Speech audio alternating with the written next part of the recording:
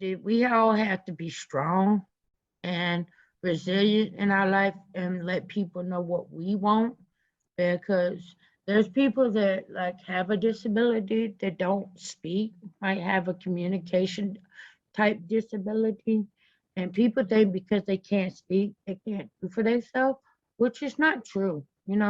They have a voice just in their own type of way. It might be using a communication board or sign language or something. So they still have a power and they still are resilient. So I don't ever want nobody to think that people without a voice can't speak up, because they can.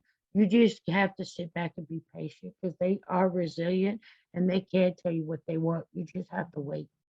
We didn't when we started this in 2018, when we was at nothing. We was like a little seed on a piece of paper.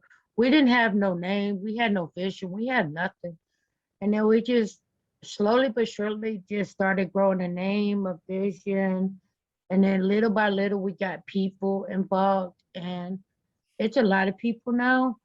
And even during COVID, when we didn't get to go to retreat, because we had like two retreats before COVID, and after even when COVID hit, even though we didn't get to go like in person to a retreat, that didn't stop us. We still figured out how to have a retreat.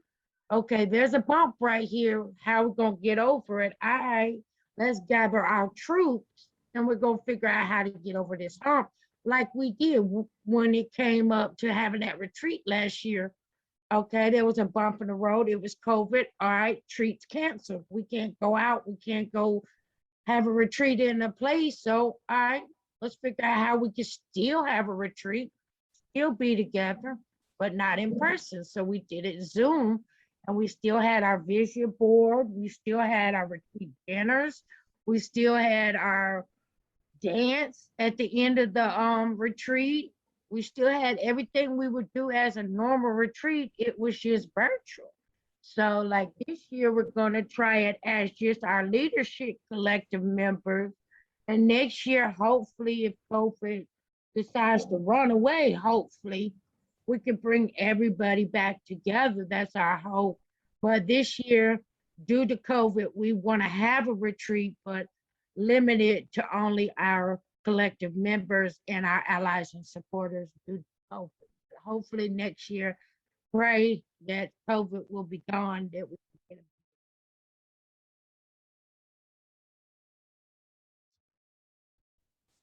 Basically, I think it's an instant to people, because it's like I don't think people really think too much about it, if you get what I'm saying, because it's like an instant, like they know what they want and when they need it. So if it's very important, they come out real quick with it, of what they want and what they need.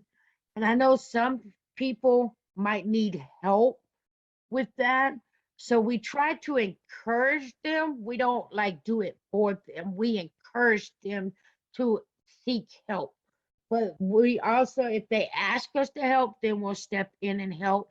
But we encourage them to help them. We don't do it for them. Remember when we went to Callaway for the Leadership Collective retreat, not the big retreat, but the first Leadership Collective retreat. And remember when everybody talked about, that was before everybody had their fancy computers on the screen, and we actually really did use wallpaper then. And remember when we wrote about that everybody talked about the things they wanted to do the next year, like what those next things were.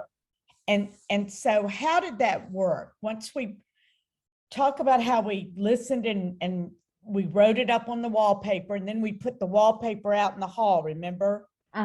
And then what did we do? We actually looked over everything to see what was, we basically did like one, we went from like one down to the what was the least. So like if it was 5 of them, so 1 would be important, 5 would not be important. We would read each one, and then we would put like the sticker, which one was most important and which one. So we worked from 1 to 5, because the most important thing was the very first thing we needed to work on. And I ain't gonna lie, we're still working and we're gonna still be working because when you turn around, something's coming up that needs to be fixed. Because it ain't easy. There's always going to be a problem somewhere around the corner. So we had to put some things off to deal with that because we've had some good allies and supporters and providers, and we've had some bad ones. So we had to literally teach them a workshop. Hey, this is what we need. This is what we want. So we had to put some priorities off to deal with that. So we just got to finish these priorities that we keep running into before we got to 4 and 5 because they're more important. We're not going nowhere, so just move over. Like in some of our meetings, when we do the workshops, there'll be graphics in there and drawings and stuff, which is fun. And then like we'll do coffee hour, which is just social, just like having fun. We might play music or games or something just to have just talk your head out, get to know one another, but have fun also, where you can talk about things and get to know new people. And then if you have questions, you can ask us, and we might not have the answer right then, but we could give you our email or something, and then we did a lot of videos. We did videos about the COVID vaccine. We do videos about voting. And we did voting before during the election, and now y'all have done 3 of voting series for accessibility in Georgia based on the state law that have changed. We interview different people, and we have us as self advocates. We choose who we want, and then we ask if they're available. Like I'm going to do a community strong on the 25th, which I'm actually going to be interviewing my boss. So, and then we're going to be talking about Medicaid. So people kind of will get to know more about Medicaid and the Medicaid waivers and what Medicaid can do for people out there. So we try to come up with different ideas of different things, but we make sure people out there put their opinions in. We don't like tell them what to do. We let them ask us, and then we get like Gabby and Miss Michelle and Katie and them to help us get the ideas together so we can put something together so we can help.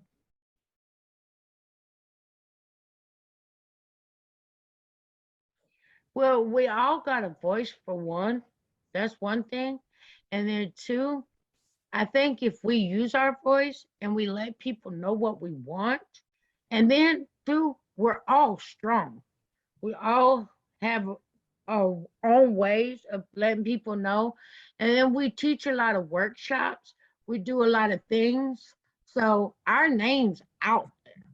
So I think as long as we stick together as a team, as a leadership collective, as a group, we're going to stick strong and we're going to reach more and more people. And the tree is just going to blossom and get bigger. So I don't think United Change is going nowhere. So I think everybody just might as well just move over because we're not going nowhere. We're just going to get bigger and strong. My life was just wasted away. There was nothing there for me. It was just like I was locked away and just left there in a dungeon, wasting away. And I don't want, now that I'm out, I'm living my life and I'm living on my own. And I can see that there still is some nursing homes and institutions open. So if those are open, there's all opportunity to just throw somebody in a nursing home and an institution. And I don't want that for nobody, because if they have where they can live on their own with or without supports, then let that be happening. Don't throw our people in a nursing home institution just because you don't want to deal with it. Let them be free. Because basically that's what my mom didn't want to deal with me, so she gave me to the state. The state didn't want to deal with me, so they threw me in the institution. Well, don't do our people like that.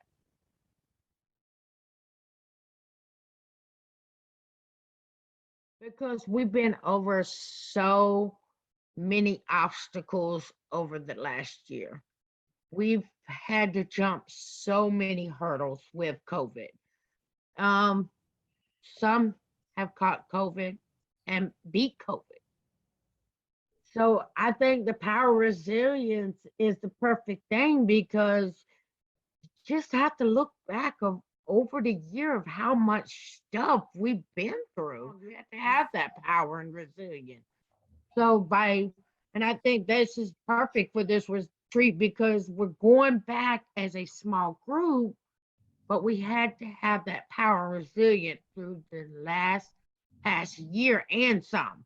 It's still some because COVID, it's been a year and some now.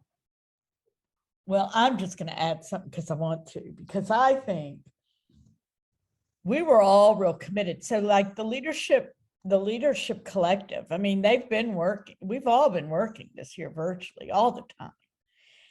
And I think just laughing together and having fun together and just eating together and being, we're going to work. We always work really hard and we always play really hard.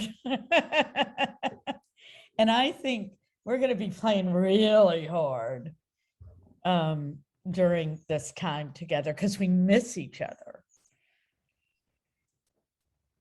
I'm excited.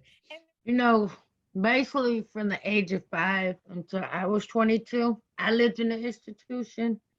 And I don't want that for Amber. So I didn't get a childhood or a proper education. And I don't want that for Amber. So I try my best to do everything I can for her. She's so sweet. She'll do anything for you. She'll give you the shirt off her back if she has to. And she did that the other day. A little girl, oh my God. We was on the playground and a little boy attacked this little girl and ripped her shirt. And Amber gave her the shirt off her back. And I was like, Amber, put your shirt on. She said, Mommy, I ain't got no shirt. So here I am. I done took my coat off, put my coat on her. Because she literally took the shirt off her back and gave it to the little girl. But I love her dearly. And this will be the very first retreat. Amber won't be there. Yeah, she's really special. And, she's not going to be there, but she's going to be on the playground giving someone the shirt off her back, right? Yeah. So she's now moving into her own space where she's doing what she's learned from you and what she's seen people. If you were going to name the change that you all are working on, what's the name? What's the name of the big change that this is all about? Rise up and speak out. That's my girl. In my head, that is what came into my head. That's it, darling. That's my girl. I believe that to be true. I believe that to be true, completely and utterly true.